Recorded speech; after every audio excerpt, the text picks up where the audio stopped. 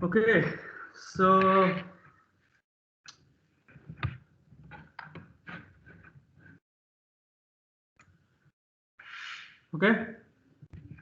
so let's now talk about the other things.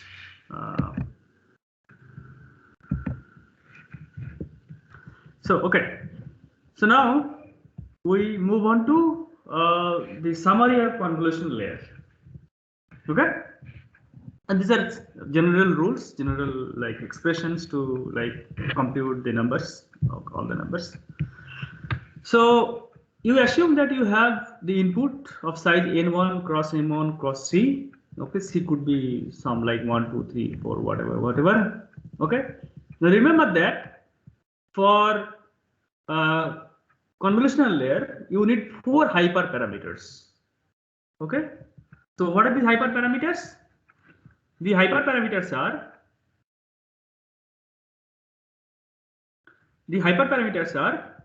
are the number of filters, okay, which is k, then the filter size, which is f, the stride s, that means the overlapping, and the zero padding p.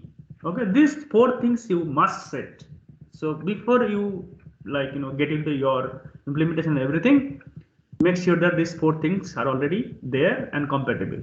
Okay, and there is some rational and logic behind it. Okay, so if you do this, this is going to produce an output of n2 cross m2 cross k, and you can see this formula. Okay, state array formula, you can cross check it using this formula, that what would be the value of n2 and m2 in terms of all these input sizes n1, m1, c1, and so on and so forth. And also you can see the number of parameters in this entire thing. Okay, you can set and compute it. Okay, just verify this one. All right. So now let's look into another important module, or rather another important kind of layer called pooling layer. So you have seen in case of convolutional layer that we are doing convolutional operation and so on and so forth. Pooling is another kind of operation. Okay. So what is pooling? Pooling basically the primary objective to make the representation smaller. Okay, you just want to reduce the dimension from one to another.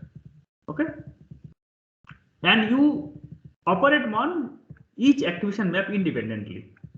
Okay, you just reduce this number. Say for example, you can see from 224 cross 224, you are reducing this whole thing into 112 or 112. Okay, the good thing about this pooling is that you do not have any parameters in it.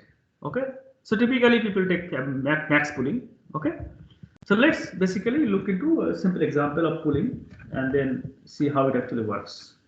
Okay, so generally people use max pooling, so I will only show you max pooling. If you want to do average pooling, you can do that. Okay, but generally people use max pooling nowadays. So it's pretty simple. Okay, so you have a matrix like this.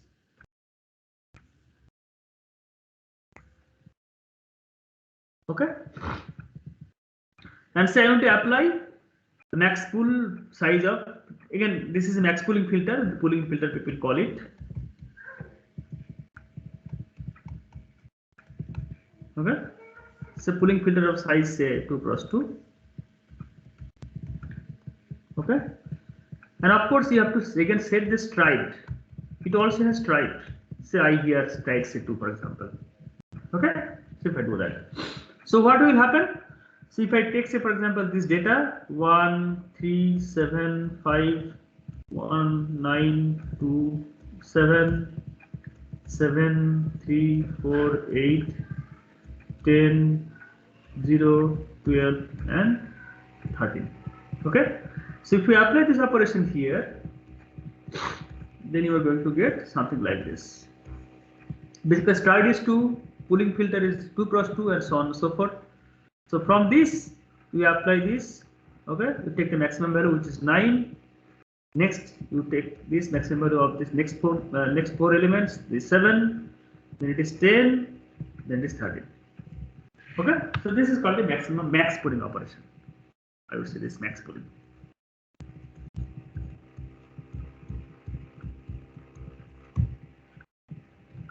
Okay, so you are going to get reduce dimension by applying this pooling operation. Okay, just again you have to set the filter size and the stripe, and that will do. Okay. Now remember that unlike in filter, unlike convolution operation, the pooling operation, the pooling filter does not have any parameter in it. You just set that what is the size of this block that you are going to consider. So pooling layer is absolutely free of any parameter. There is no parameter in it. Okay. The objective is to reduce this data, and why maximum pooling is taken? The reason is that when you are applying some operation, convolutional operation on an image, you are getting some matrices, some numbers and all, and then you are taking out the maximum number out of a particular block. That means you are trying to preserve the most important information. So max pooling is basically that. You are trying to take the most important information out of your the output produced by your convolutional layer, and you simply want to use that rather than using all kinds of stuff. Okay. So just quickly run through the pooling summary. Okay, what is the pooling summary? The pooling summary is that, say again, you have, say, for example, N1 cross M1 cross C1, the size of this input. Then, so this pooling layer, it should be pooling layer, not convolutional layer.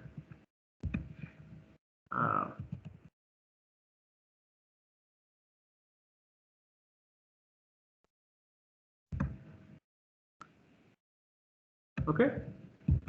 So this pooling layer needs to hyperparameter. Okay, the size and the stripe, and then you are going to get this kind of reduced dimension at the end of it. And as I mentioned, the number of parameters is actually 0. So no training is required for this particular layer. Okay, all right. So yeah. So before I move on to the fully connected layer, which you already know, I just briefly mentioned it. One thing I'd like to mention is that even though we know that building blocks are convolutional layer, pooling layer, fully connected layer, this and that. So the sequence in which you apply this is very, very important. Okay. So the guidelines is that on the input data, first apply few convolutional layers. Okay. And then you apply pooling, max pooling. The question is, why not other way around?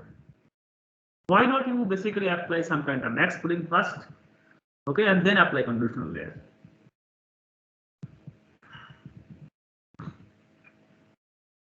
Do you have any kind of an explanation behind this?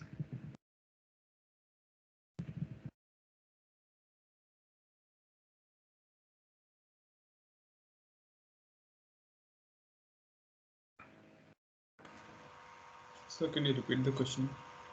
Question is that we talked about different layers, right? Convolutional layer, pooling layer, fully connected layer, and we are saying that you stack up, right? In a sequence, in a sequential manner, you apply one after another and so on and so forth.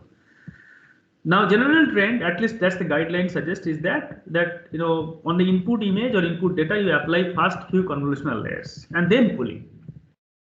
My question is, why not other way around? Why people do not recommend that first you use maybe one or two pooling and followed by convolutional operation?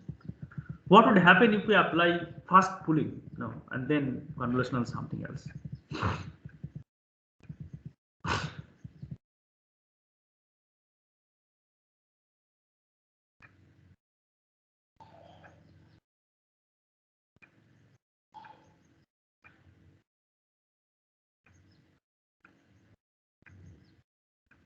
Any idea from anybody?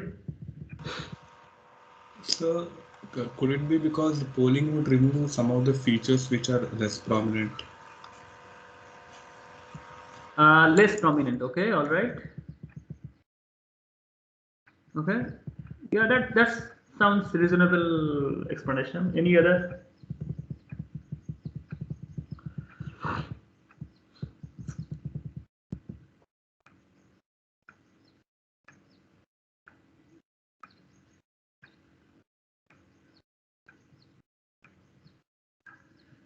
Yeah, so that's one good explanation. The other explanation is that In any machine learning problem, right? We do what we do typically in order to the better features that we get by combining the low-level features. Okay, and here the low-level features are basically the pixels.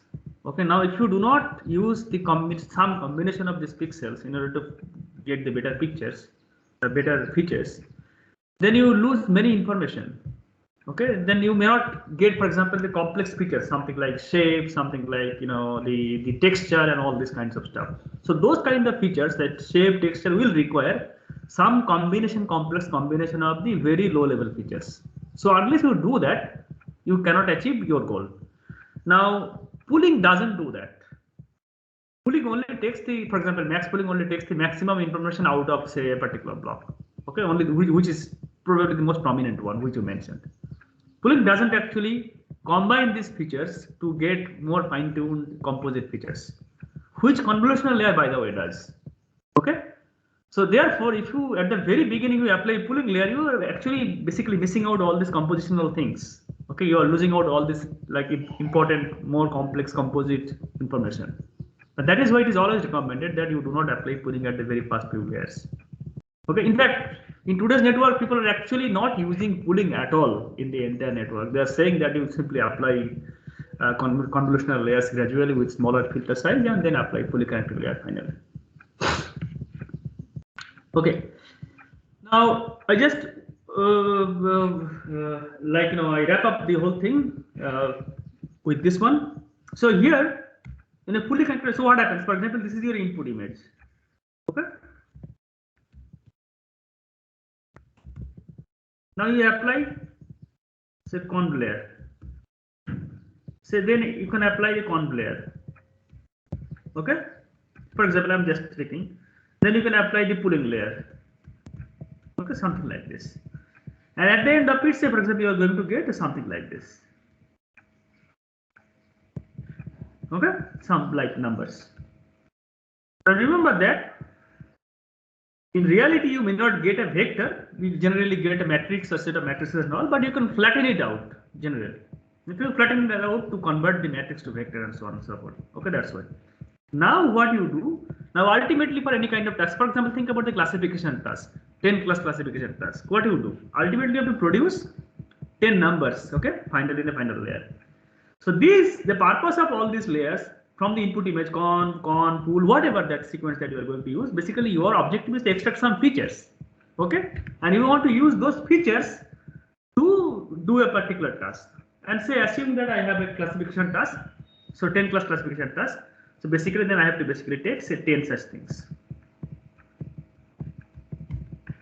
for example. Okay. So once I have that, then I have to basically do something here in order to basically get the 10th classification. See, here we actually apply a fully connected layer. Okay, just like the feed-forward neural network. Okay, the different neurons that you have. So what you do something like this, totally fully connected and so on and so forth. Okay. So you can actually take multiple fully connected layers. That is absolutely not a problem. People generally do that. Once after this, you can take multiple fully connected layers. Even you do not need to take the hidden layer here. You can directly actually connect with these features to the output also. There is also a possibility. So generally, the fully connected layers are taken at the end of this architecture, near the end, just before the output layers. Okay, because by then you have very good features, so you can straight away use that in a fully connected layer. Okay. All right. So now some of the popular CNN architectures. You probably heard these names often. You see here and there and so on and so forth. The pictures look very messy and tidy, and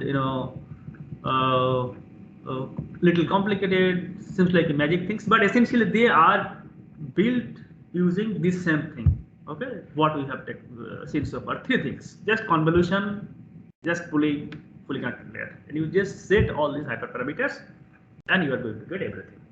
Okay. Now let's look into some of the popular CNN architectures. Okay, that you probably know. Now one of the things is LayNet. Okay, LayNet 5 actually. Okay. So this is Ian, I believe this is Ian LeCun, one of these pioneers of deep learning. He, I think, proposed this one. Okay, so in LeNet, what happens is that you can see this from this picture, that you have an input, okay, which is a grayscale image in this case, in input.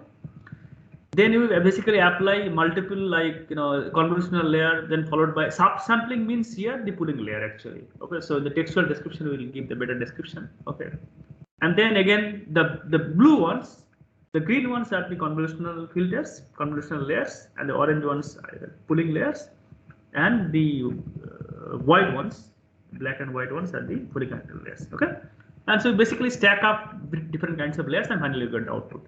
So in this network, what they had convolutional filters of size 5x5 with stride 1. They applied pooling layers with 2x2 applied with stride 2.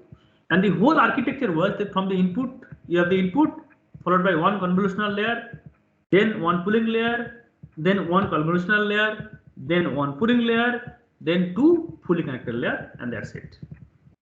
Okay, so that is how basically you can actually come up with your own architecture. Okay, with this kind of like layers, this is the building blocks. All you need to basically do, you have to set up this hyperparameters appropriately so that it doesn't become incompatible. Okay.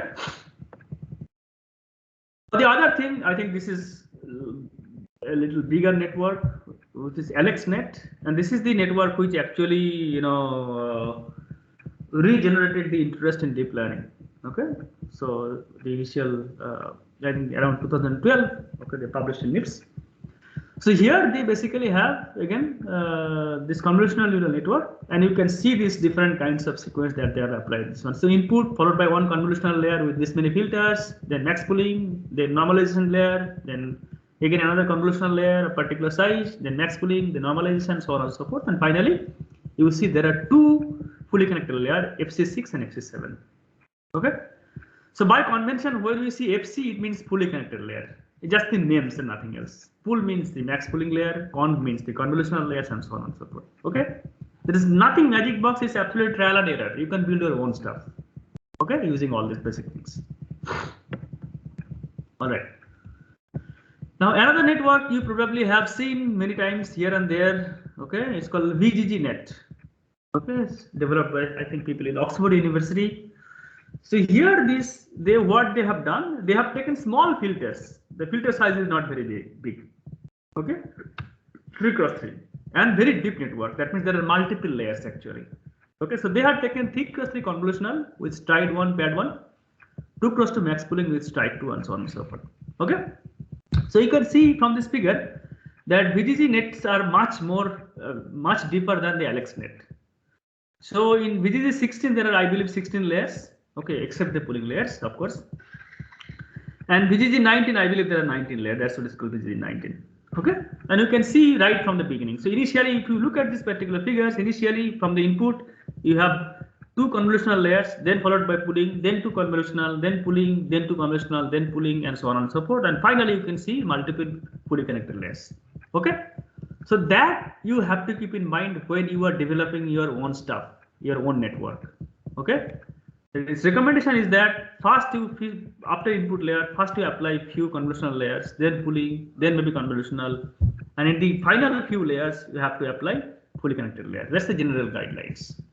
Okay, and you can build your own stuff. Okay, you just play with it and just build your own stuff. There's no magic in it. Okay. Now here I have basically shown this number of parameters and things and all kinds of stuff. Memory means the number of blocks of the cells that you are operating on, and number of parameters means the number of parameters that you would need in that particular layer, and so on and so forth. So just to play arithmetic, you can look into these pictures and so on, and you can just compute it. Okay, just for your reference, I have given this one. You can just verify this. Okay. So it is important that you are familiar with these layer names. Okay, when people actually design network, they do not actually give. Sometimes they do not give pictures because the networks are typically very big and deep, so it's very difficult to make pictures. So what they typically do, they describe in this way: conv1, conv2, conv3. Okay, and then pool, FC, and all kinds of stuff. Okay. So from this figure, you can actually decode the sequence of things. Conv11 means very fast convolutional layer. Con1 2 means in the very first block convolutional layer 2, then pooling. Then Con2 means the next block, okay, after pooling next block, the first convolutional. Con2 means in the same block, the second convolutional, and so on and so forth in this way. Okay, and then basically you go up and up and up, and you can simply see it how they're doing. Okay, just the naming conventions. Okay, now another interesting concept and idea in deep neural network, which actually generated lots of interest in people. Actually, it does very well. It's called ResNet or residual network.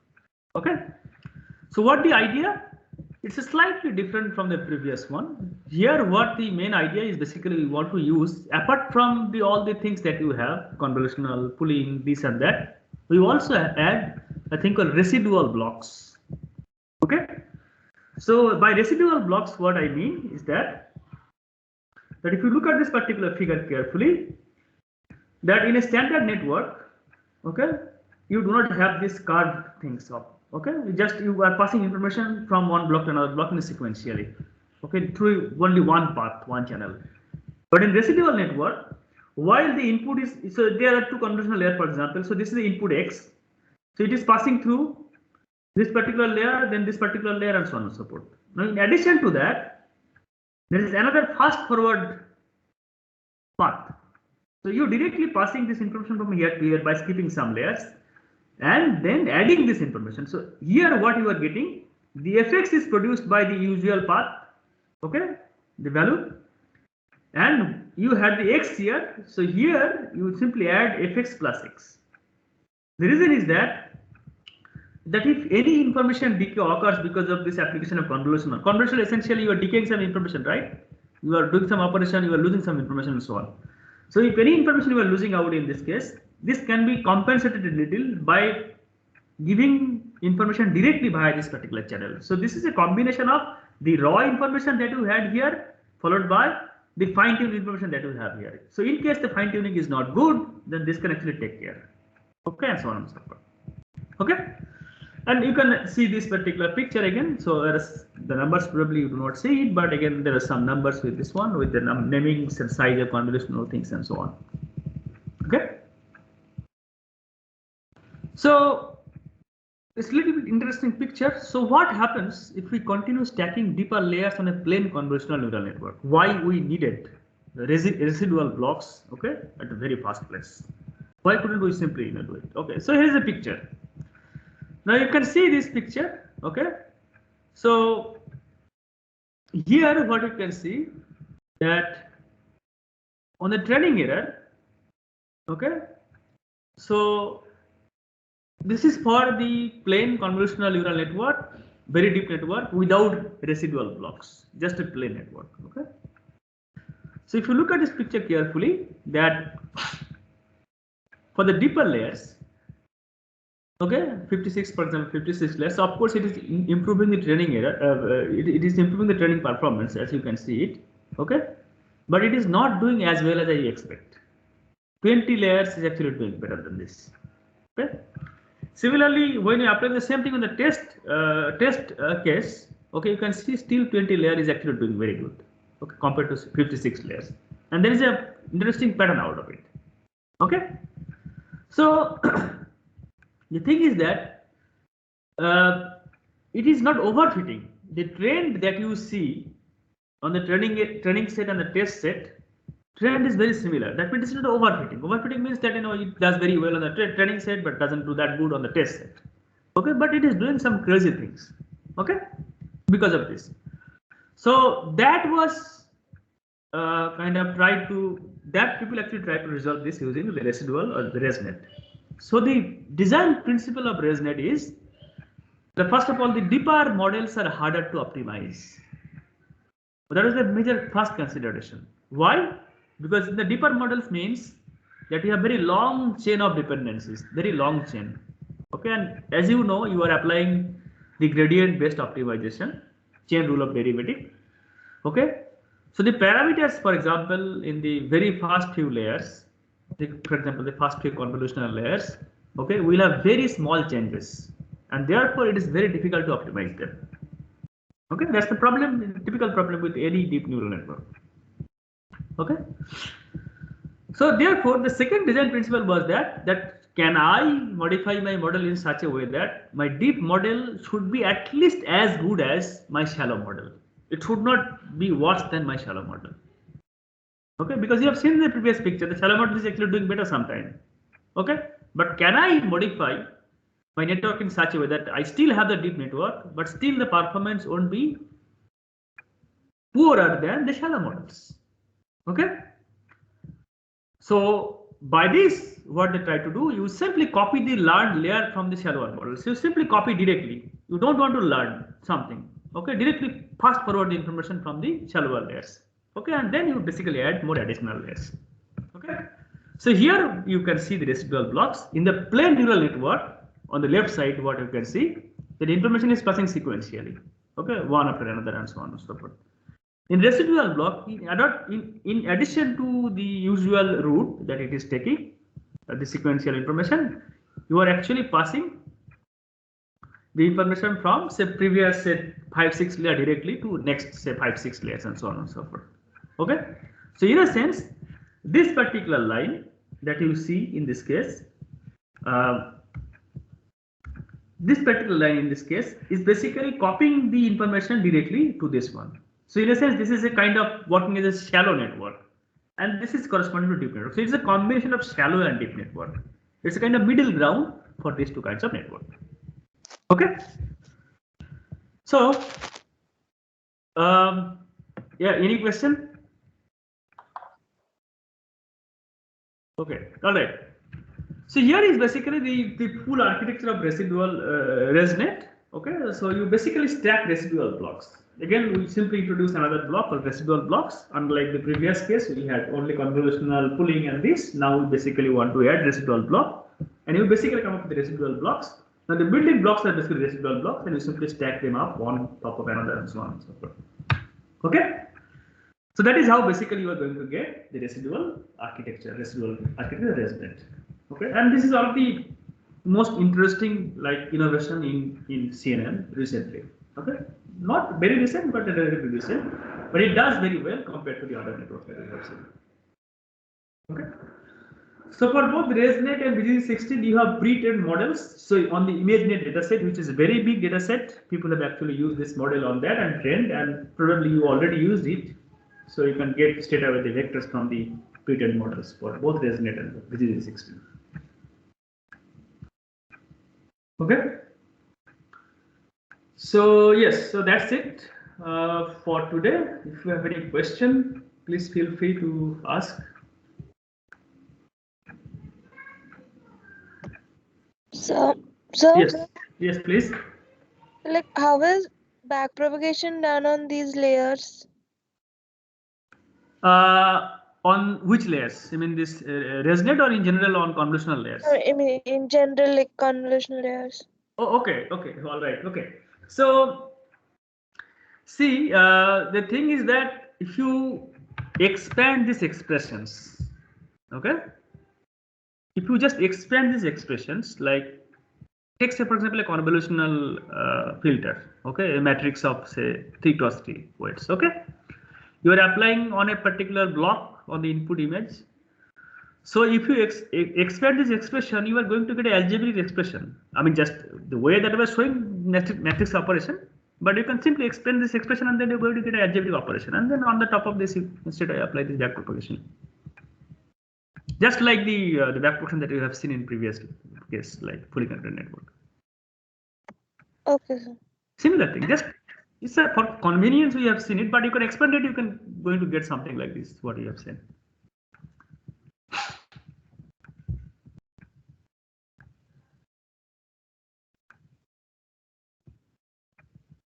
And in fact, you can actually compactly write it down to like the normal backpropagation on fully connected network or feed-forward network. You can compactly write it down in terms of matrices and vectors. Okay, so you can also do that just by manipulating a little bit. Okay, sir.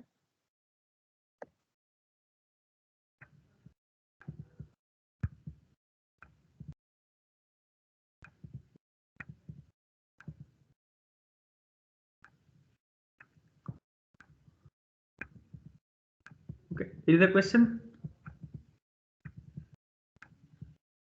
Remember that for pooling layers, you do not need anything. Like pooling layers do not have any parameter. So you simply pass this information directly. Okay. So for convolutional layer and other layers, you need backprop.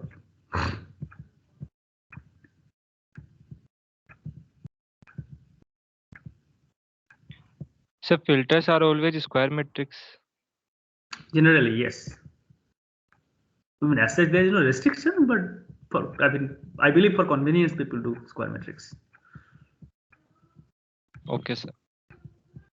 Because there is no additional benefit by taking, say, rectangular non-square matrices, because your ultimate objective would be to cover all the regions, okay, in the input data.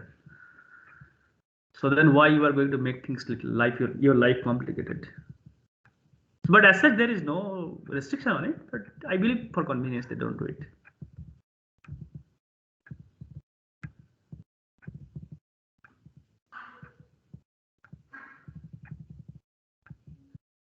Okay, any other question?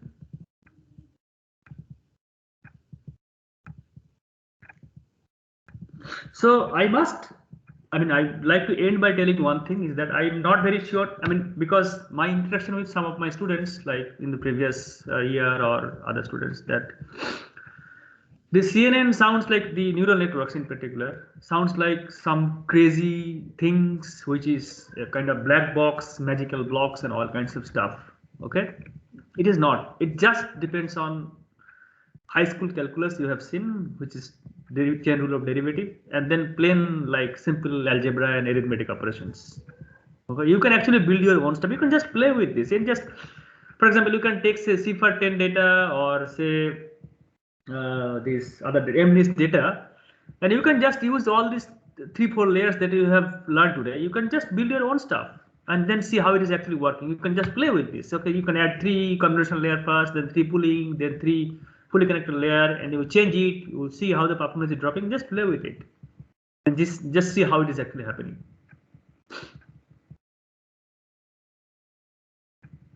You can see if you look at this particular, forget about the ResNet, there is a little bit of innovation because of the residual block and all. But BGP16 or other networks, probably you can see that, you can find it out by trial and error. Okay? You have to do lots of experiments to see how it is coming out and all.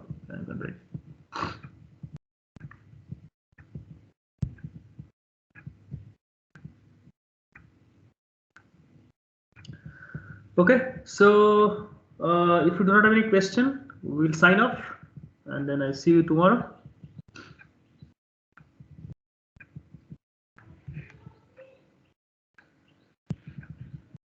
Okay, thank you.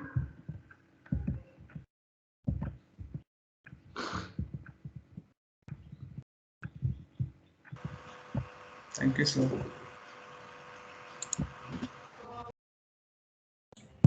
Thank you, sir. Thank you. Sir, can you take